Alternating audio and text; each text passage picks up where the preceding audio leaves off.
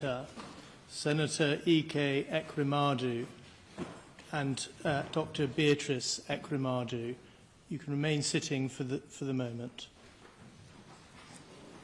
You have each been convicted of conspiracy to commit an offence of human trafficking. You brought a young man to London to exploit him. The exploitation was the proposed donation of a kidney for reward. The reward was to be the payment of money and a chance to work in the United Kingdom. People trafficking across international borders for the harvesting of human organs is a form of slavery. It treats human beings and their body parts as commodities to be bought and sold. It is a trade that preys on poverty and misery and desperation. The evidence shows that those who are impoverished, often living in multi-dimensional poverty, desperate for a better life, and ignorant of the true risks, are sometimes willing to donate their organs for money or the chance to work in the UK. Significant risks attached to such donation without proper aftercare. You each played a part in that despicable trade. You, Abina Abeta, underwent a kidney transplant at the Royal Free Hospital in London in 2021. You said that you and your donor were cousins. That was a lie. The clinicians at the Royal Free and the independent assessors at the Human Tissue Authority were taken in by your lie. They believed that the donor was acting altruistically as a good Samaritan. The transplant went ahead. There is no evidence that the donor has been given the necessary aftercare. It is not necessary for me to make a finding as to whether you exploited the donor. But what is clear is that you learned from your experience that it was possible to manipulate and corrupt the regulatory system by using a fabricated affidavit, by lying about your relationship with the donor, and by coaching the donor to lie. You, Senator Ekweremadu, and you, Dr. Beatrice Ekweremadu, have a daughter, Sonia. She is very ill. She is suffering from FSGS, nephrotic syndrome. She needs a kidney transplant. Everybody has enormous sympathy for her and for the impact on each of you seeing your daughter's suffering. Sonia's uncle, Diwe Ekweremadu, knew Abina Abeta from medical school. He got in touch. Abina Abeta offered to help find a donor. A possible donor was identified. By law, his name may not be published. I will call him C. C grew up in a village where he had no electricity or running water. He left school at the age of 15 and he went to Lagos, where he sold phone accessories from a wheelbarrow in a market. He was earning about 3,500 naira a day, the equivalent of just £7. Tests in Nigeria showed that his blood group was the same as Sonia. He agreed to come to the UK. I am sure that he did not at any point agree to donate a kidney to Sonia altruistically. There was no reason why he should do so. He was not related to your family. He did not know Sonia or any other member of your family. Nothing was put in place to secure his future healthcare needs if he donated a kidney. The wealth and power inequality and disparity between you and C could not be more marked. You, Ekweremadu, are a senator in Nigeria's National Assembly. You have held high political office. You had many staff, including domestic staff, maids, chefs, and drivers. You own multiple properties around the globe. There is evidence of as many as 40. More than £400,000 went into your bank account over a 6-month period. By contrast, C was unable to afford a £25 fare to travel from Lagos to Abuja. You each conspired together to bring C to the UK in order to exploit him. You all knew that was unlawful. You, Ekweremadu, had been part of the legislature that had introduced the law that made that conduct a criminal offence in Nigeria. You, Abina Abeta, secured the visa. You did so by telling a lie that C and Sonia were cousins, the same lie that you had told in respect of you and your donor. You also secured a fabricated affidavit testifying to their relationship as cousins, just as you had done for your transplant. You asked the Ekweremadu family to pay C a fee of 3.5 million naira. The jury rejected your account that the fee was for his loss of earnings. The fee was paid by you, Ekweremadu. The jury rejected your account that you knew the fee was a scam and that no reward would ever be paid to C. The evidence suggests that a corrupt relationship was established with a member of Royal Free staff, an interpreter who agreed to help with, quotes, coaching the boy, end quotes, and to provide the, quotes, relevant interpretation, end quotes. You, Ekweremadu, were instrumental in establishing and controlling that corrupt relationship. The clinicians at the Royal Free Hospital once again believed the untruthful account that the donor and recipient were cousins. There was, however, a concern about the risk to C given his age and his ethnicity. After the doctors interviewed him, they were concerned that he was not sufficiently mature and motivated to be an organ donor. This time, the transplant was not approved. There was no report to the safeguarding team and no report to the police, despite the indicators that the donor was a victim of trafficking.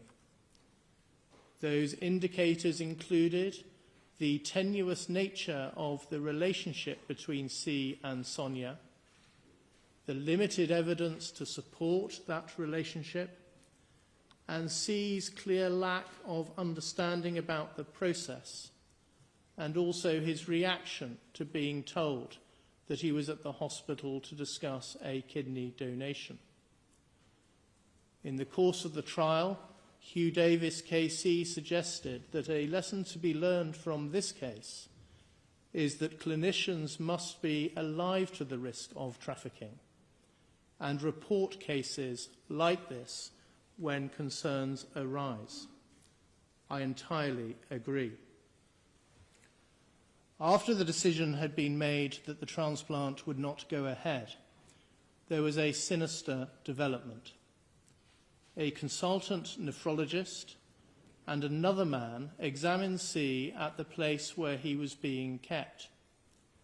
It is not necessary to make a finding as to the true purpose of that examination, but it is easy to understand why C believed that he was going to be taken back to Nigeria for the transplant to be conducted there.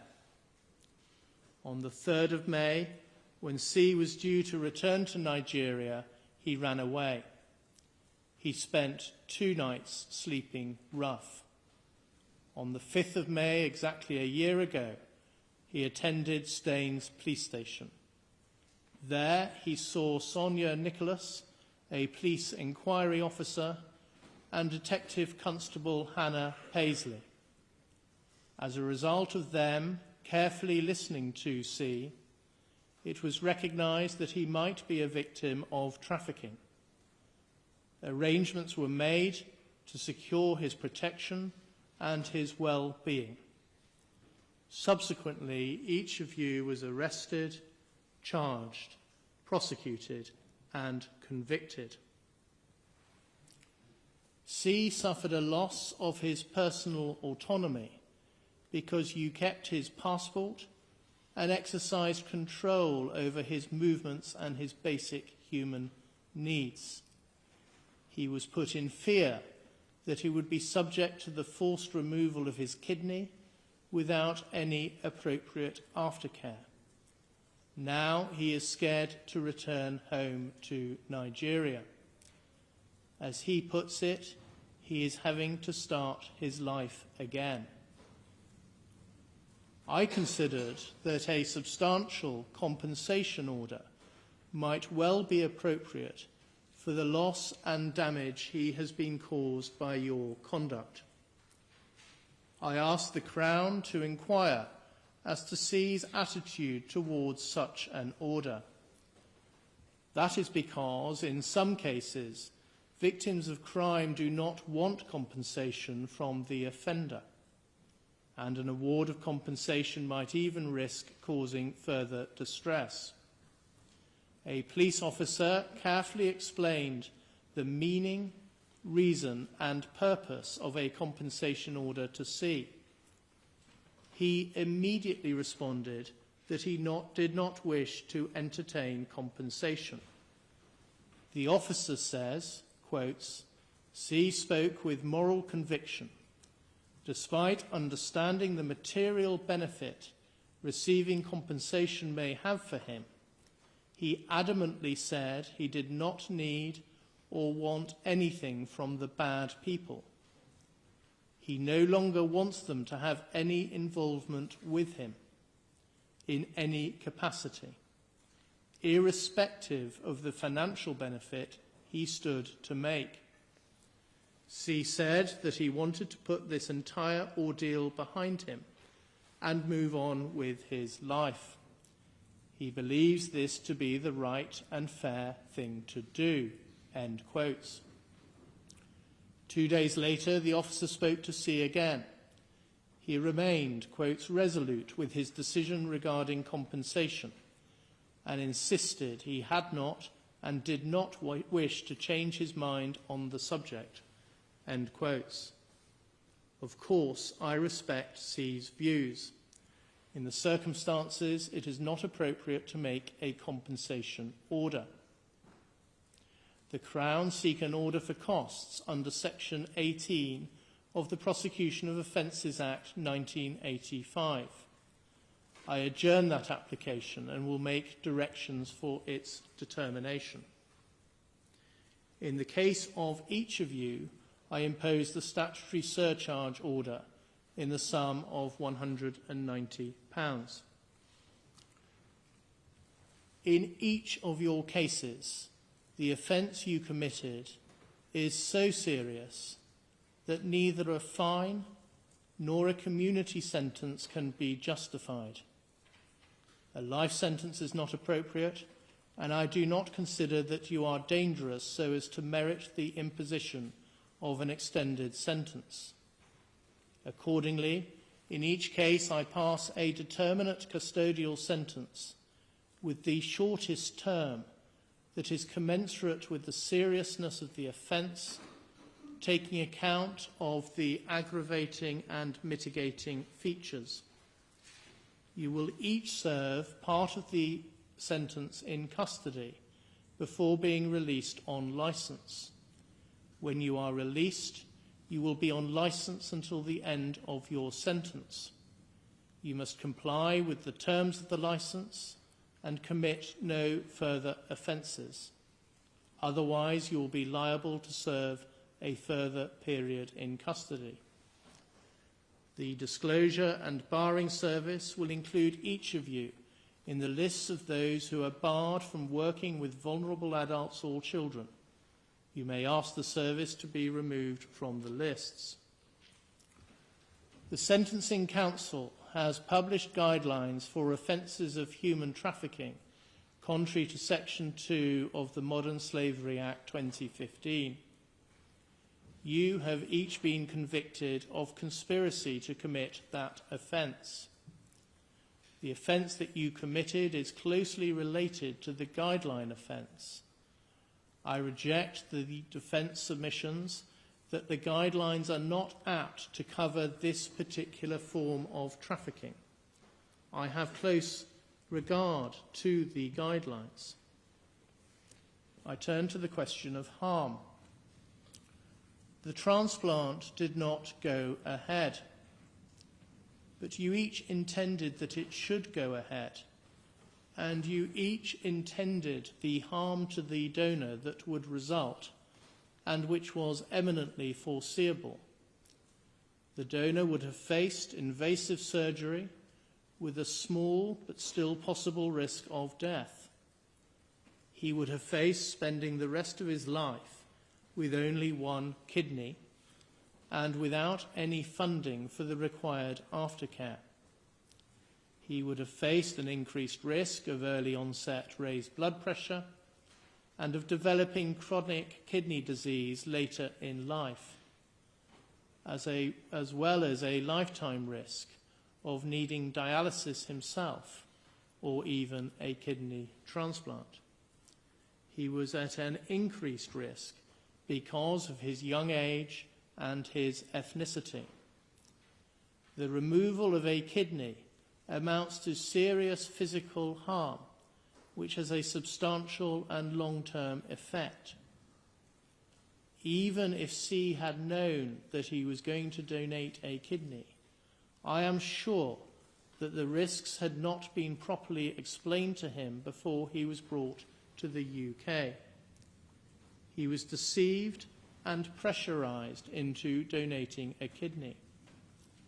I reject the defence assertions that he consented in any meaningful sense. I am sure that he did not. There has been a substantial and long-term adverse impact on his daily life. He is scared to return to Nigeria because of the risk of retribution from those that are sympathetic to you. He lives a solitary existence and is separated from his life, his friends and his family as a direct result of this offence. This all amounts to Category 2 harm within the meaning of the Sentencing Council's guidelines. I do not accept the Crown's submission that the nature and extent of the harm justifies a movement to Category 1. But it does warrant an upwards adjustment within the category range. The fact that the transplant was not carried out merits a downwards adjustment, but the level of that adjustment is limited because, firstly, the gravamen of the offence is the agreement that you reached to exploit the donor. The offence was complete at that point. The offence focuses on the conduct of the offender rather than the harm that is caused to the victim. Secondly, you did not withdraw from the conspiracy. the only reason that the transplant did not take place was because the hospital refused to carry it out. In each case, your reaction was to seek to exploit others. And thirdly, quite apart from the harm that would have resulted from a transplant, C has suffered substantial actual harm of the nature that I have identified. I turn to culpability. You, Abina Abeta, fall within the high culpability bracket. You played a leading role in the offending. You identified the donor and controlled him throughout the process. You did so in the expectation of substantial financial reward. I reject your assertion that there is no evidence of substantial financial advantage. Your bank statements show otherwise and demonstrate that you were reliant on the funds you secured from the Ekweremadu family to keep your head above water. You applied a high degree of planning and premeditation. For example, you arranged the visa, you secured a fabricated affidavit, and you organized a scheme to seek to deceive the clinicians and ultimately the Human Tissue Authority. You were thoroughly dishonest throughout.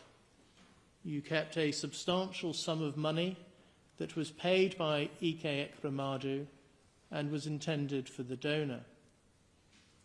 You, Ekweremadu, also fall within the high culpability bracket. You also played a leading role in the offending, and to a greater extent than Abina Abeta, who was acting through Diwe Ekweremadu at your direction. You did so in order to secure a material advantage, namely a human kidney for your daughter. You were involved in a high degree of planning and premeditation. For example, you orchestrated the arrangements with your brother, Diwe. You sought to conceal your link to the payment of a donor reward by instructing a member of your staff to make the payment via a currency trader. You were involved in the corruption of a member of hospital staff. I reject the defence suggestion that you were naive as to offers or payments of a reward to the donor, or that you only joined the conspiracy at a late stage. I am satisfied so that I am sure that you were the driving force throughout. Reliance is placed on the fact that you had no contact with C or Abina Abeta. That is true, but it is an indicator of the leading role you played, directing the overall operation, but keeping your distance by getting others to do your bidding. I accept that you were not directly involved in the fabrication of an affidavit and that you told Sonia not to sign it. Again, in context, that is consistent with the type of leading role you played. You well knew the sorts of steps that were being taken to try and pull the wool over the eyes of the doctors and regulators. I am satisfied that you, Beatrice Ekweremadu, performed more limited functions under the direction of your husband. I accept the submission of Anu Mahindru King's Council that your family was patriarchal and you were deferential to your husband. Your role was primarily to adopt the cousin lie. There was, so far as you are concerned, some limited planning and premeditation. You committed the offence in the expectation of a material advantage, namely securing a kidney for your daughter. Your case falls at the cusp of lower and medium culpability. Before allowing for aggravating and mitigating factors, the applicable starting points are custodial sentences of 10 years in the case of Abina Abeta, 10 years and 6 months in the case of Ekweremadu, and 6 years in the case of Beatrice Ekweremadu. Abina Abeta, stand up, please. There are aggravating features in your case. You deliberately targeted a victim who was particularly vulnerable due to his young age, his isolation from his immediate family, and his poverty. After the conspiracy to exploit C was thwarted, you continued to try and find another person to be exploited in the same way. As against that, you have no previous convictions, and you are a person of good character. I accept that you have done much good work as a medical doctor. You also have your own serious medical condition, as someone who has himself undergone a kidney transplant. I've taken account of the medical evidence. That does not suggest that your condition cannot be adequately managed in custody. I consider that the mitigating and aggravating factors are in balance. I sentence you to 10 years imprisonment, subject to allowing for the time for which you have been remanded in custody. You will spend 2/3 of that time in custody and will then be on licence until the end of your sentence. You can sit down, please. Senator Ekweremadu, stand up, please. There are substantial aggravating features in your case. You knew that the donor was vulnerable because of his young age and his poverty. You had a profound understanding of the impact of poverty because of the work you have done for the ECOA Foundation. You gave direct instructions to ensure that tight control was exercised over C. Once the transplant did not go ahead, you immediately sought to find another person to be exploited in the same way, rapidly managing to identify several potential candidates. As against that, you have your own ongoing health problems. You have no previous convictions and were a person of good character. I accept Mr. Hicks KC's description of you as having exceptionally positive good character, and that your conviction represents a very substantial fall from grace.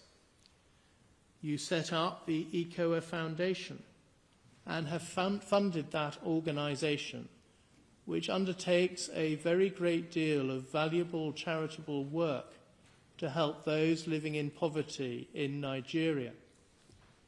At trial, there was a great deal of character witness testimony, including from Archbishop Emmanuel Chukwuma, the Archbishop for the Diocese of Enugu. I have been provided with a bundle of 51 pages of character statements for the purpose of sentencing. I have read all of them. They include statements from a former president of Nigeria, the current president of the Senate, the Bishop of Enugu, the Attorney General and the Chief Law Officer of Nigeria, and the Speaker of the House of Representatives. That evidence speaks to your role in helping to establish and maintain democracy in Nigeria, and also as an international peacemaker.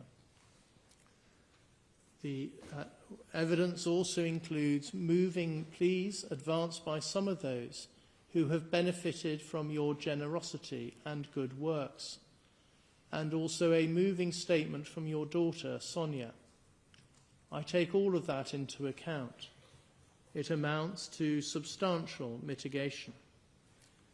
You were motivated by the despair of your daughter's very serious illness. The weight to be attached to that factor is limited by reason of the fact that, as you recognised in your evidence, you could have sought a genuinely altruistic donation, including from a family member albeit not Sonia's immediate siblings. After taking account of the aggravating and mitigating factors in your case, I impose a sentence of 9 years and 8 months imprisonment, subject to allowing for the time which you have spent remanded in custody. You will serve 2/3 of the sentence in custody and will be on licence thereafter for the rest of the sentence. You can sit down. Dr. Beatrice Ekweremadu, would you stand up, please? In your case, I adopt a starting point of 6 years custody. I do not consider that the aggravating factors that are present in the case of your co-defendants apply to you. You were not directly involved in the identification of the donor, and the evidence does not show that you were directly involved in the attempts to identify a further donor after the transplant did not go ahead. I take account of all the mitigating features that Mr. Mahindra KC has identified and the content of the thorough and helpful pre-sentence report prepared by Jessica Stephen of the Probation Service. You are a person of good character. You helped set up the ECOA Foundation with your husband, and you have been closely involved with its important charitable work. Much of the character evidence I have read applies also to you. You were also motivated by the desperate plight of your daughter and by maternal love. Further, in your case, I accept that although Sonia is an adult, you have substantial caring responsibilities towards her. Your incarceration will have a significant impact on her, in that she will no longer be able to rely on your presence as a source of care and support. Having regard to those factors, I impose a sentence of 4 years and 6 months imprisonment. You have spent 234 days on an electronically monitored curfew between 9 p.m. and 7 a.m. I specify that the credit period for the purposes of Section 240A of the Criminal Justice Act 2003 is 117 days. So that period shall count towards your sentence. Subject to that, and subject to allowing for the time you have spent remanded in custody, you will serve 1/2 of your sentence in custody. You will then be on licence thereafter for the rest of the sentence. You can now each be taken downstairs.